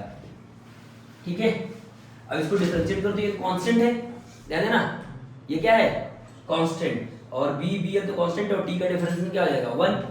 तो यानी कि d phi by d t किसके बराबर आएगा 0 प्लस बी वी एल। इसका मतलब ईएमएफ की वैल्यू जो आई इंड्यूस वो कितनी आ गई बी बी एल, कितना आ गया B B L B B. अरे इसको डिफरेंशिएट कर दिया, बी ए एल कांस्टेंट है तो कांस्टेंट का डिफरेंशिएशन क्या होगा 0, और बी बी एल कांस्टेंट है और टी का डिफरेंशिएशन 1, तो आंसर आ जाएगा बी बी एल। अब थर्ड क्वेश्चन है कि इंड्यूस करंट कितना आएगा, तो इंड्यूस करंट क्या हो जाएगा, तो बोलो सर आई इंड्यूस क्या हो जाएगा, तो बोलो sir E induce by R, Ohm's law use कर लिया ना, आई बराबर बी बाई आर। इस सर्किट का पूरा पूरा आर कितना था आर था, तो इसका मतलब कितना आ जाएगा B B L by R. तो इंड्यूस किया गया, ठीक है, क्या आ गया ये हाँ इंड्यूस करंट। अब आता है इंड्यूस करंट की डायरेक्शन क्या होगी, इंड्यूस करंट की डायरेक्शन क्या होगी, अब सुनना ध्यान से। तो ये बहुत इंपॉर्टेंट ना, तो ये हो गया कौन सा नंबर, क्वेश्चन नंबर 4। पांचवा तो हमने क्या कर दिया ना, डायरेक्शन हमने से रैंडम मान लिया, अपने मन से मान लिया, ध्यान देना। जैसे रेल की पटरी थी, फोकस करना, ये रेल की पटरी थी और यहाँ पर क्या लगा रखा है रेजिस्टेंस, मतलब यहाँ पर कुछ भी लगा सकते हैं, बल्ब लगा सकते हैं, तो बल्ब क्या करेगा ग्लो करेगा। यहाँ क्या लगा रखा है रेजिस्टेंस, ये मतलब यहाँ पर हम कुछ भी लगा सकते हैं ना, कोई भी चीज जिससे कि करंट मतलब वोल्टेज बनेगा तो हम यूज करेंगे। तो है क्या कि जो तुमने ये रॉड था, ध्यान देना ये रॉड था और ये फ्रिक्शनलेस सरफेस थी, तुमने स्पीड दिया v, अरे क्या दिया स्पीड v, और मैग्नेटिक फील्ड किधर थी सब जगह पूरे रीजन में पूरे, अरे कितनी थी v थी, ठीक है।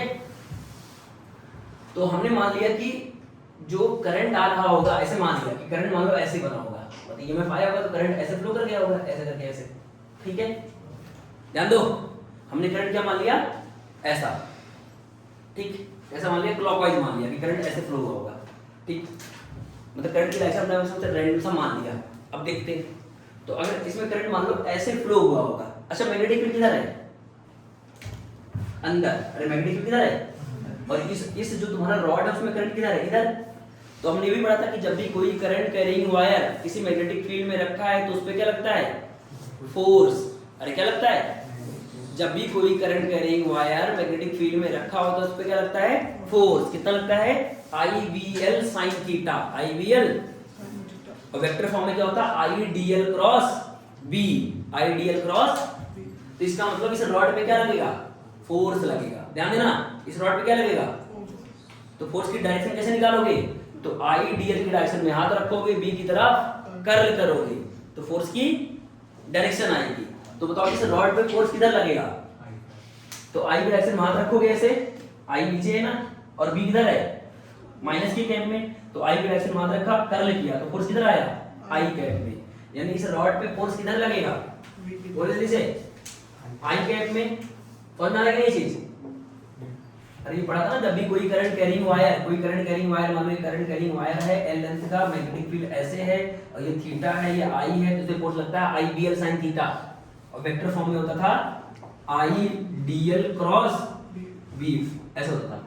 और डायरेक्शन कैसे निकालते थे, आई डी एल की डायरेक्शन हाथ रख के बी की तरफ कर्ल करते थे, तो आई तो नीचे की तरफ है, आई नीचे की तरफ है और बी अंदर की तरफ है, समझ में आ रहा है। तो आई की तरफ हाथ रखोगे और बी की तरफ कर्ल करोगे किधर आएगा, समझ में आ रहा है नहीं, अरे आई नीचे है ना, आई नीचे है और बी अंदर की तरफ है, तो कर्ल करोगे किधर आएगा आई कैप में क्या आ जाएगा फोर्स आ जाएगा। तो इसमें मैग्नेटिक फोर्स किधर लगा इधर लगा। अब तो ये मैग्नेटिक फोर्स क्या कर रहा है, मैग्नेटिक फोर्स क्या करेगा एक्सेलरेशन लेके आएगा, अरे कहां लेके आएगा एक्सेलरेशन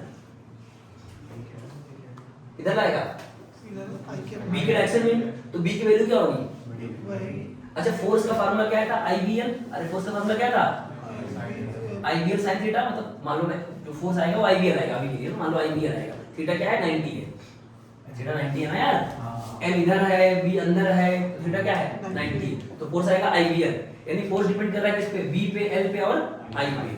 अब सोचो हुआ क्या कि फोर्स किधर आया, वेलोसिटी की डायरेक्शन में, तो उससे क्या आएगा एक्सेलरेशन आएगा, तो उसकी वेलोसिटी क्या होगी, अच्छा वेलोसिटी बढ़ेगी तो क्या होगा, एरिया बढ़ेगा, अरे वेलोसिटी बढ़ेगा तो क्या बढ़ेगा, अच्छा एरिया बढ़ेगा तो क्या होगा, फ्लक्स बढ़ेगा, यानी फ्लक्स का रेट ऑफ चेंज बढ़ जाएगा, और फ्लक्स का अगर रेट ऑफ चेंज बढ़ गया तो ईएमएफ बढ़ जाएगा, ईएमएफ बढ़ जाएगा तो क्या बढ़ जाएगा, करंट बढ़ जाएगा, करंट बढ़ जाएगा तो फोर्स और बढ़ेगा, अरे करंट बढ़ेगा तो फोर्स क्या होगा, और फोर्स और बढ़ेगा तो एक्सेलरेशन और ज्यादा आएगा, तो वेलोसिटी और तेजी से बढ़ेगी, है ना, वेलोसिटी और तेजी से बढ़ेगी तो फ्लक्स और तेजी से चेंज होगा, तो ईएमएफ और ज्यादा आएगा, अरे समझना है, करंट की वैल्यू और बनेगी, यानी ईएमएफ बहुत ज्यादा आएगा, ईएमएफ क्या आएगा बहुत ज्यादा।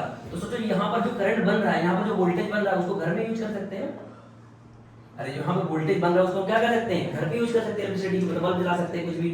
अब मान लो फोर्स अभी भी लग रहा है, अभी फोर्स क्या कर रहा है, वेलोसिटी की डायरेक्शन में, तो वेलोसिटी और बढ़ेगा, वेलोसिटी और बढ़ेगा तो इसका मतलब क्या हो जाएगा, ये वैल्यू और बढ़ेगी, ये वैल्यू b और बढ़ेगा, b और बढ़ेगा तो ये जो BBL होगा और ज्यादा आएगा, यानी वोल्टेज और ज्यादा बढ़ेगा, वोल्टेज और ज्यादा बढ़ेगा तो घर में और यूज करेंगे, तो मतलब मोहल्ले में बांटने स्टार्ट कर देंगे, बोलो समझ में आ रहा है नहीं। लेकिन अभी सोचो ना, करंट बढ़ गया, करंट क्या हो गया और ज्यादा, फोर्स और ज्यादा होगा, समझ में आ रहा है।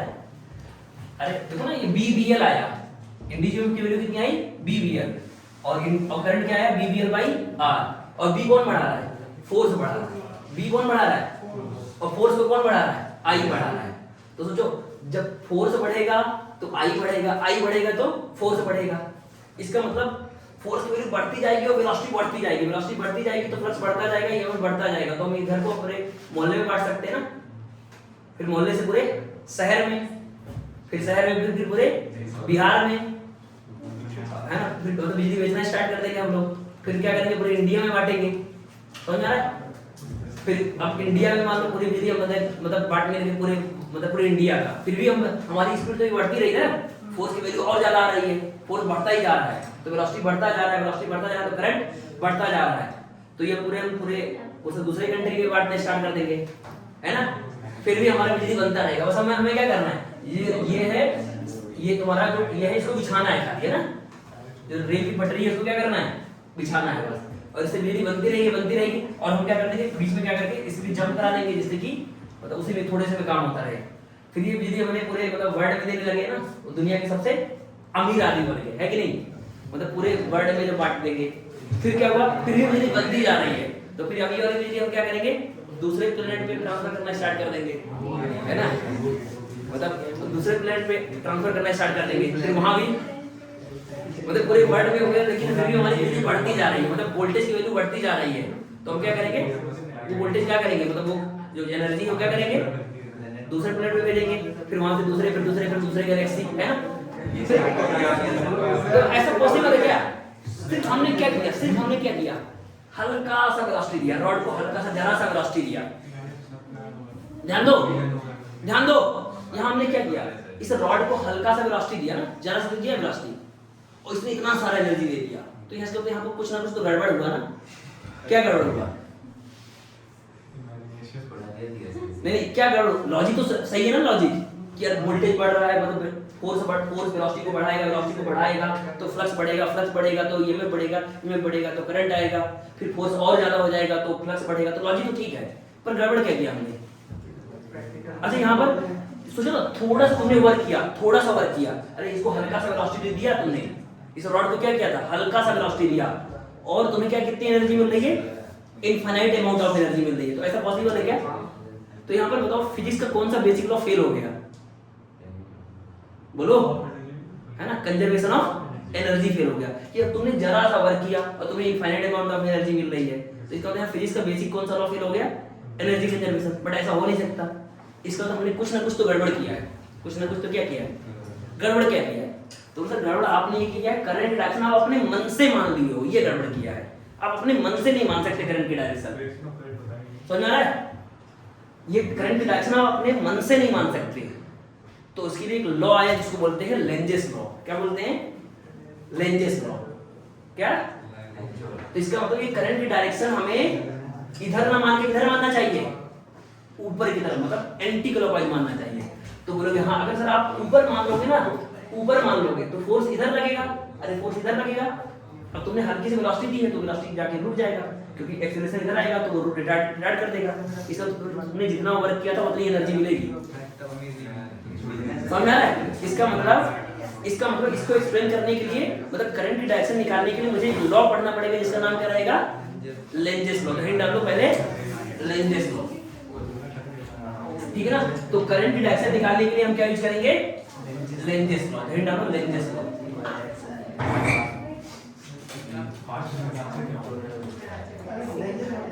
हिंट डालना है क्या, लेंजेस लॉ,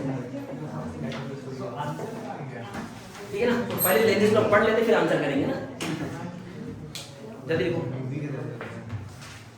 तो इसमें पहला पॉइंट लिखना लेंजेस लॉ में, क्योंकि देखो अभी तक हमारा जो हमने किया उसमें करंट अपने आप मान लिया था, तो उसमें इनफाइनाइट अमाउंट ऑफ एनर्जी मिल रही थी, तो इसका मतलब वो एनर्जी कंजर्वेशन को वायलेट कर रहा। तो इसका मतलब लेंजेस लॉ किस पे बेस्ड होगा, एनर्जी कंजर्वेशन। तो देखो इट इज बेस्ड ऑन, देखो हेडिंग डालो लेंजेस लॉ में, देखो it is based on energy conservation, it is based on energy conservation, ठीक है ना। अब ये क्या बोलता है उसको समझते हैं ना। तो लेंजेस लॉ क्या बोलता है कि जब भी किसी कॉइल से, देखना ना, जब भी किसी कॉइल से पास होने वाला फ्लक्स चेंज करेगा तो उसमें ईएमएफ इंड्यूस होता है और करंट फ्लो होता है, ऐसा किसने बोला, फैराडे ने। अब करंट की डायरेक्शन किधर होती है तो उसको एक्सप्लेन किया किसने, लेंजेस ने। तो लेंजेस ने क्या बोला कि करंट की डायरेक्शन उधर होगी जिससे वो अपने कॉज का अपोज कर सके, कॉज का अपोज कर सके। यानी अगर कहीं पर फ्लक्स बढ़ रहा है तो करंट उस डायरेक्शन में प्रोड्यूस होगा जिससे वो करंट को, हाँ, फ्लक्स को कम कर सके। अगर कहीं पर फ्लक्स बढ़ रहा है तो उसका कॉज क्या हुआ, फ्लक्स का बढ़ना, तो करंट आया। अरे फ्लक्स के बढ़ने से क्या आएगा, फ्लक्स चेंज हुआ तो करंट आया। तो करंट उस डायरेक्शन में इंड्यूस होगा जिससे वो अपने कॉज का अपोज कर सके, कॉज का अपोज। तो कॉज क्या था, फ्लक्स बढ़ना, तो करंट हमेशा उस डायरेक्शन में इंड्यूस होगा जिससे कि फ्लक्स बढ़ रहा तो फ्लक्स को वो घटा सके। समझना, एग्जांपल के तौर पे समझ सकते हो, सुनना। जैसे मान लो, फोकस करना, एक करंट है और यहाँ पर एक लूप है, ध्यान देना, एक लूप है। तो इसकी वजह से मैग्नेटिक फील्ड किधर आएगी, इस करंट की वजह से अंदर की तरफ, यानी इसमें मैग्नेटिक फ्लक्स किधर है, अंदर की तरफ। तो यार ये ना लूप को पकड़ लो ऐसे, वायर को पकड़ लो तो करंट मतलब यहाँ पर मैग्नेटिक फील्ड अंदर होगा, यहाँ पर बाहर होगा। तो इसमें मैग्नेटिक फ्लक्स किधर है, अंदर। अगर मैं आई को बढ़ा दूं, आई को क्या कर दूं, बढ़ा दूं। अगर मैं आई को इंक्रीज करूंगा तो यहाँ से जो मैग्नेटिक फील्ड लाइंस होगी क्या हो जाएंगी, बढ़ जाएंगी। यानी कि इस लूप से क्या बढ़ जाएगा, बोलो, इस लूप से क्या बढ़ जाएगा, फ्लक्स बढ़ जाएगा। तो इसका मतलब इसमें फ्लक्स चेंज होगा, तो इसमें क्या होगा, करंट का मतलब करंट इंड्यूस होगा। अरे ईएमएफ भी आ जाएगा ना यार। अरे अगर आई तुम बढ़ाओगे, आई को क्या करोगे, इंक्रीज करोगे। अगर आई इंक्रीज करोगे तो यहाँ पर मैग्नेटिक फील्ड लाइंस की वैल्यू क्या हो जाएगी, बढ़ जाएगी। मतलब मैग्नेटिक फील्ड बढ़ जाएगा तो इससे पास होने वाला फ्लक्स क्या हो जाएगा, चेंज कर जाएगा। फ्लक्स चेंज कर गया तो इसमें क्या आएगा, एक ईएमएफ आएगा और इसमें करंट फ्लो होगा।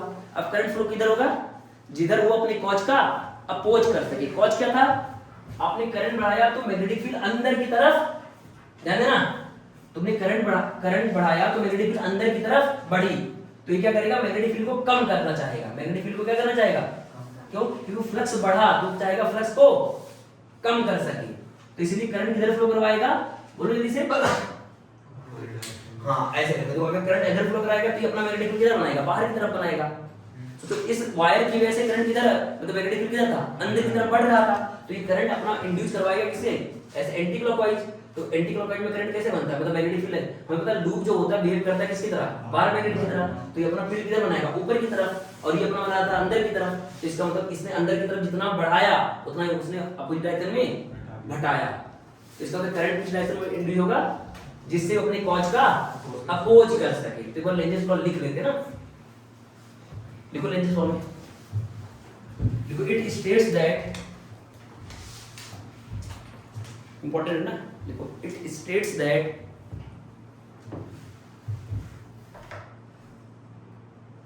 induced current produced in a circuit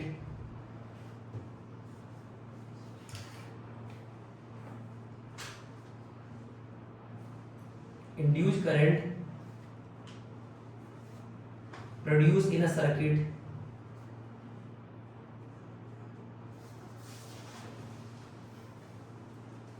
in such a direction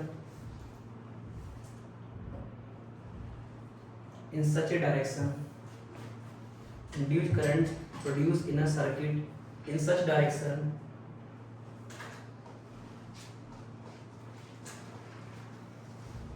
which opposes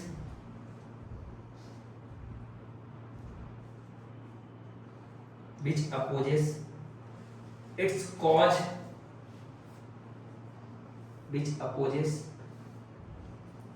cause that produce it.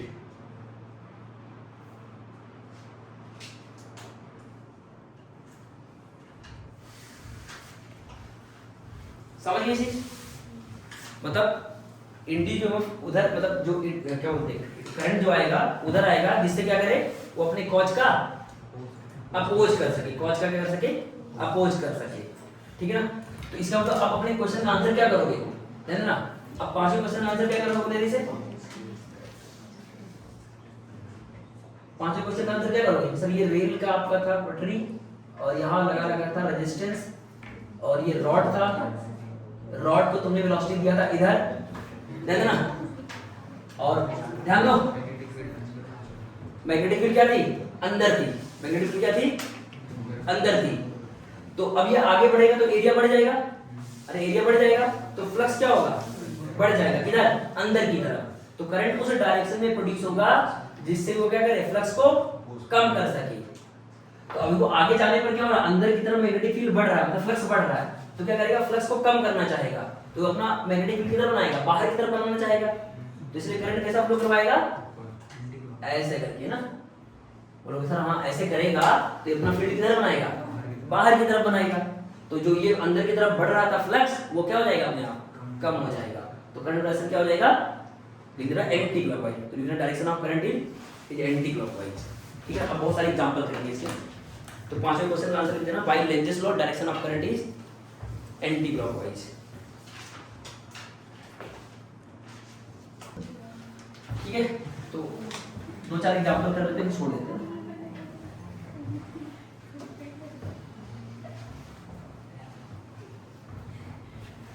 तो लेंजेस लॉ क्या बोलेगा, लेंजेस लॉ क्या बताएगा डायरेक्शन ऑफ इंड्यूस्ड करंट, और डायरेक्शन ऑफ इंड्यूस्ड करंट उधर होगा जिससे वो अपनी कॉज का अपोज कर सके, मतलब अगर कहीं पर फ्लक्स बढ़ रहा होगा तो करंट उस डायरेक्शन में इंड्यूस होगा जिससे क्या करे फ्लक्स को कम कर सके। अगर कहीं पर फ्लक्स कम हो रहा होगा तो करंट उस डायरेक्शन में फ्लो करवाएगा जिससे फ्लक्स को वो बढ़ा सके।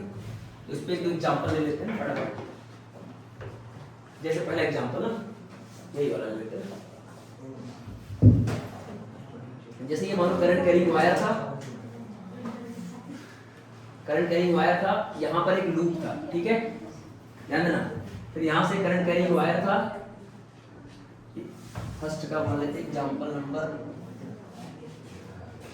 1, एग्जांपल 2, ध्यान दो ये लूप है। अच्छा यहाँ पर करंट की वैल्यू डिक्रीज कर रहे हैं ना, करंट क्या कर रहे हैं करंट डिक्रीज कर रहे हैं, करंट क्या कर रहे हैं डिक्रीज कर रहे हैं। और यहाँ पर करंट इंक्रीज कर रहे हैं, करंट क्या कर रहे हैं इंक्रीज कर रहे हैं। अगर यहाँ पर करंट इंक्रीज करोगे तो यहाँ पर मैग्नेटिक फील्ड की वैल्यू क्या हो जाएगी मैग्नेटिक फील्ड बढ़ जाएगा, समझ में आ रहा है। मैग्नेटिक फील्ड इधर क्या हो जाएगा बढ़ जाएगा, तो क्या करेगा उसका अपोज करेगा, तो घटाना चाहेगा, तो करंट उस डायरेक्शन में इंड्यूस करेगा जिससे फ्लक्स को क्या कर सके कम कर सके।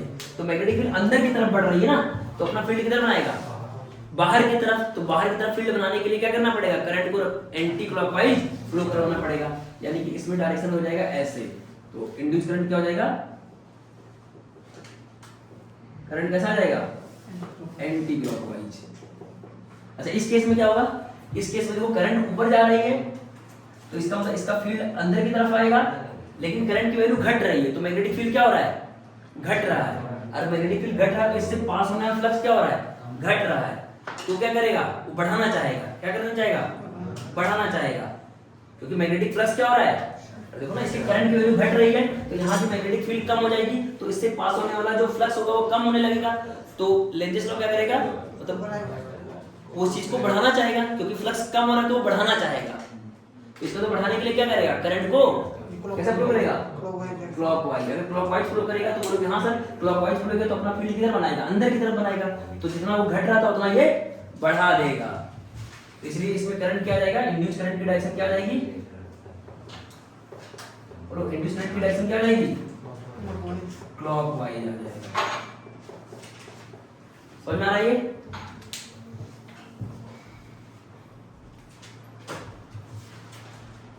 ठीक है ना, तो ये है बी है ना तुम्हारा, बी का डायरेक्शन, बी का डायरेक्शन, तो इसमें ऐसा आ जाएगा। एक एग्जांपल और लेते हैं ना,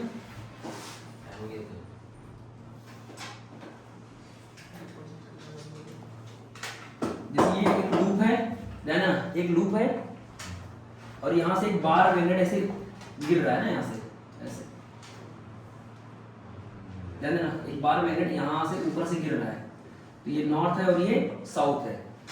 तो अगर ये गिर रहा होगा तो अभी एक्सेलरेशन क्या देखना होगा, बोलो जैसे मान लो किसी एक्सेलरेशन से गिर रहा है ये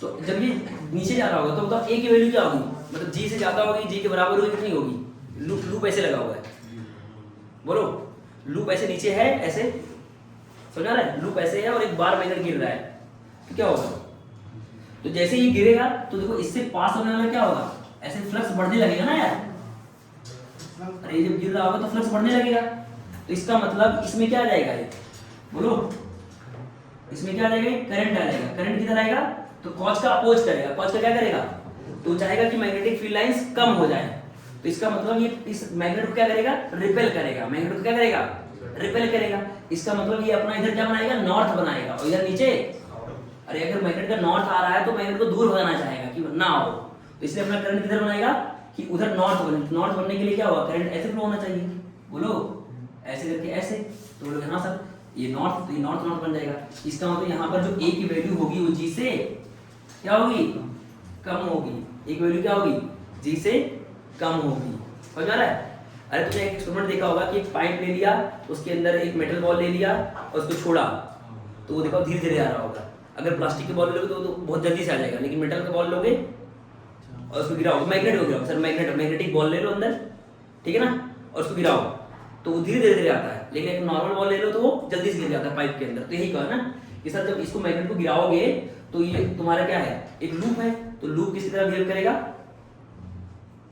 इसमें करंट इंड्यूस हो जाएगा, तो ये बार मैग्नेट बन जाएगा, तो इसका मतलब ये रिपेल करेगा ना, अगर नॉर्थ आ रहा होगा तो नॉर्थ को नहीं आने दे जाएगा लेंजेस लॉ के अकॉर्डिंग, इसका मतलब ये अपना इधर क्या बनाएगा, नॉर्थ, और नीचे क्या बनाएगा, साउथ, जिससे कि उसको कॉज का अपोज कर सके, तो बोलेगा तुम बताओ, तो इसका मतलब यहाँ पर नॉर्थ बनेगा, यहाँ साउथ, इसको मतलब इसको रिपेल कर रहा है, रिपेल कर रहा है, इसका मतलब ए की वैल्यू जी से नॉर्थ ही बनेगा, अरे नॉर्थ बनाएगा ना, क्योंकि ये आ रहा है, ये फॉल हो रहा है ना, फॉल हो रहा है, अरे ऐसा तो ये आ रहा है ऐसे, तो आएगा तो मैग्नेटिक फील्ड बढ़ने लगेगा ना, तो बोलेगा मैग्नेटिक फील्ड नहीं बढ़े, तो इसलिए क्या करेगा, वो अपना मैग्नेटिक फील्ड किधर बनाएगा, ऊपर की तरफ बनाएगा, तो ऊपर तरफ बनाने के लिए क्या करना पड़ेगा, ऐसा, तो इसका मतलब ऊपर ऐसा बनाएगा तो इसका मतलब ये कैसा पोल हो जाएगा, नॉर्थ पोल, और ये बन जाएगा साउथ पोल।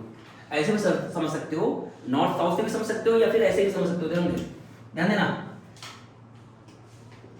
जैसे तुम मैग्नेट को ऐसे लेके आ रहे हो, फोकस करना, मैग्नेट को ऐसे लेके आ रहे हो, तो लेके आने से क्या होगा, फ्लक्स बढ़ेगा, तो लेंजेस लॉ क्या बोलता है, फ्लक्स को कम करना चाहेगा, अरे फ्लक्स को क्या करना चाहेगा, कम करना चाहेगा, तो फ्लक्स को कम करने के लिए क्या होगा, तो अपना फील्ड उधर बनाएगा, अरे अपना फील्ड किधर बनाएगा, क्योंकि तुम मैग्नेट को इधर ला रहे हो तो फ्लक्स बढ़ रहा है, इधर की तरफ फ्लक्स बढ़ रहा है, तो फ्लक्स को कम करना चाहेगा, तो करंट उस डायरेक्शन में इंड्यूस करेगा जिससे फ्लक्स को क्या कर सके, कम कर सके, तो करंट कैसे बनाएगा, ऐसे करके ऐसे, तो सर ये अपना मैग्नेटिक फील्ड किधर बना लेगा, उधर, समझ आया कि नहीं, तो करंट ऐसे हो जाएगा।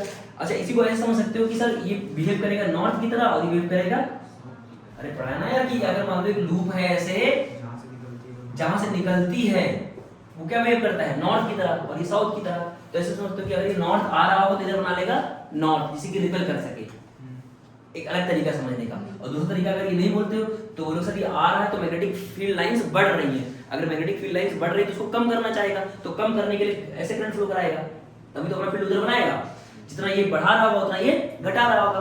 और दूसरा तरीका है कि सर अगर नॉर्थ आ रहा है तो ये इधर नॉर्थ बनना चाहिए, और इधर क्या बनना चाहिए, और नॉर्थ बनने के लिए करंट ऐसे ही फ्लो होना चाहिए, क्योंकि यहाँ से मैग्नेटिक लाइंस निकलनी चाहिए, अरे आएगा नहीं, तो दो तरीका समझने का ना, एक तो तुम्हारा वही है कि सर मैग्नेटिक फील्ड लाइंस बढ़ रही है तो कम करना चाहेगा, और दूसरा तरीका है कि अपोज करना चाहिए। तो नॉर्थ है तो इधर क्या बनना चाहिए, नॉर्थ बनना चाहिए। और नॉर्थ बनने के लिए क्या करना पड़ेगा, करंट ऐसे ही फ्लो करना पड़ेगा ना, ऐसा। समझ में आ रहा है कि नहीं? तो इसका मतलब इसमें ये बन जाएगा नॉर्थ और ये बन जाएगा साउथ। अब सोचो अगला पॉइंट, इसी में अगर तुमसे कोई बोले कि सर इस बार मैग्नेट ये लूप जा रहा है, मतलब लूप यहाँ पर है हवा में और मैग्नेट दूर जा रहा है, ऐसे मैग्नेट क्या कर रहा है, मैग्नेट इधर मान लेते हैं, इधर मैग्नेट का नॉर्थ है और इधर साउथ है, ये जा रहे हैं ऐसे एक एक्सीलरेशन से। तो एक वैल्यू क्या होगी, जी से ज्यादा कि जी से कम, बोलो, जी से ज्यादा जी से कम, बोलो। तो बोलो सर ये दूर जा रहा है ना, तो रोकना चाहेगा, अरे क्या करना चाहेगा, रोकना चाहेगा। अरे ये दूर जा रहा मैग्नेट ना, तो क्या करना चाहेगा, रोकना चाहेगा। इसका तो अपना यहाँ साउथ बनाएगा इधर, तो साउथ बनाने के लिए क्या करना पड़ेगा, बोले इसे, तो करंट कैसे फ्लो करवाएगा, अरे तो ये दूर जाएगा तो फ्लक्स ही कम हो जाएगा, तो फ्लक्स बढ़ाना चाहेगा, किधर बढ़ाना चाहेगा, तो सर ऐसे जा रहा है तो अपना उधर बढ़ना चाहिए, तो ऐसे करके ऐसे, तभी तो बोलेगा ऐसे करके ऐसे। तो इसका मतलब ये बन जाएगा साउथ पोल और ये बन जाएगा नॉर्थ पोल। तो इसका मतलब ए की वैल्यू क्या होगी, जी से कमी होगी, क्योंकि अट्रैक्ट करेगा। नहीं आया? लेकिन हाँ, अगर ये मेटेलिक वायर ना हो, ये मेटेलिक वायर ना हो, मान लो ये प्लास्टिक वायर, ये सब क्या है, मेटेलिक वायर है ना, ये कैसा वायर है, मेटेलिक लूप है। हाँ, तो प्लास्टिक लूप हो तो जी रहेगा ना, मेटेलिक लूप है। अगर यही मान लो प्लास्टिक लूप हो, कैसा लूप हो, ठीक है ना, और फिर वही मैग्नेट आ रहा है, मान लो ये नॉर्थ और ये साउथ, ये प्लास्टिक लूप है, तो फिर क्या होगा, ए की वैल्यू जी ही होगी ना, कोई अट्रैक्शन कोई हो नहीं होगा ना, ठीक है, समझ गए? हाँ, पर इसमें ईएमएफ इंड्यूस होगा लेकिन करंट फ्लो नहीं हो पाएगा। मतलब इसमें ईएमएफ इंड्यूस तो होगा बट करंट फ्लो नहीं हो पाएगा, है ना, कंडक्टिविटी नहीं रहेगी। अरे जैसे जाओ, इससे फ्लक्स तो चेंज ही होगा ना यार। अरे किसी लूप से सिंपल है कि अगर कोई भी लूप है तो उसमें अगर फ्लक्स चेंज हो रहा है तो उसमें ईएमएफ आएगा, ईएमएफ आएगा, तो ईएमएफ आएगा पर करंट फ्लो नहीं होगा क्योंकि वो प्लास्टिक का है, ठीक है ना। तो इसलिए कोई अपोज करने वाला ही नहीं आएगा, करंट ही नहीं आएगा। पर हाँ, वोल्टेज आएगा। जैसे कोई बोले, सुना ध्यान से, कोई बोले कि वायर है और मैग्नेटिक फील्ड अंदर की तरफ है और ये मतलब प्लास्टिक का है, ये मान लो ऐसे जा रहा है, तो अभी ढेर सारे मैग्नेटिक फील्ड लाइंस को कट कर रहा है, तो यहाँ पर इनके मतलब इसमें वोल्टेज आएगा, बट क्योंकि सर्किट कंप्लीट नहीं है तो करंट फ्लो नहीं होगा। अगर सर्किट कंप्लीट होगा तभी होगा, प्लास्टिक का है, ठीक है। हाँ, अगर ये कंडक्टर होगा तब इसके प्लस वोल्टेज आएगा, लेकिन यहाँ पर छोटे छोटे वोल्टेज बनेंगे, ठीक है। तो यहाँ पर क्या आएगा, एक वैल्यू जी आ जाएगा, अगर प्लास्टिक होगा तो इक्वल टू जी आ जाएगा, और बाकी अगर मेटेलिक का होगा तो ए लेस देन जी आएगा। तो समझ गए ना दोनों तरीका, कि एक तो तरीका यही है कि फ्लक्स को अगर बढ़ रहा है तो घटाना चाहेगा, अगर घट रहा है तो बढ़ाना चाहेगा। और दूसरा है कि अगर तुम लूप के लिए समझ सकते हो कि अगर नॉर्थ है तो, अगर नॉर्थ दूर जा रहा है तो वो क्या करना चाहेगा, अट्रैक्ट करना चाहेगा, अगर नॉर्थ पास आ रहा है तो रिपेल करना चाहेगा। समझ में आ रहा है? अगर नॉर्थ क्या कर रहा है, पास आ रहा है, तो इसका मतलब मैग्नेटिक लाइंस बढ़ रही है तो कम करना चाहेगा, इसका मतलब अपना क्या बना लेगा, नॉर्थ बना लेगा। समझ गए? तो कल और बहुत सारे लेंजेस लॉ के क्वेश्चंस करेंगे ना, तो आ जाते हैं ना, ठीक है।